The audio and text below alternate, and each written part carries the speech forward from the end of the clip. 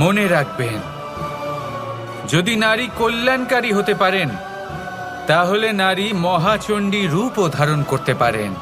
যদি একজন নারী মাতা হয়ে জন্মদান করতে পারেন তাহলে নারী মৃত্যু হয়ে বিনাশও করতে পারেন।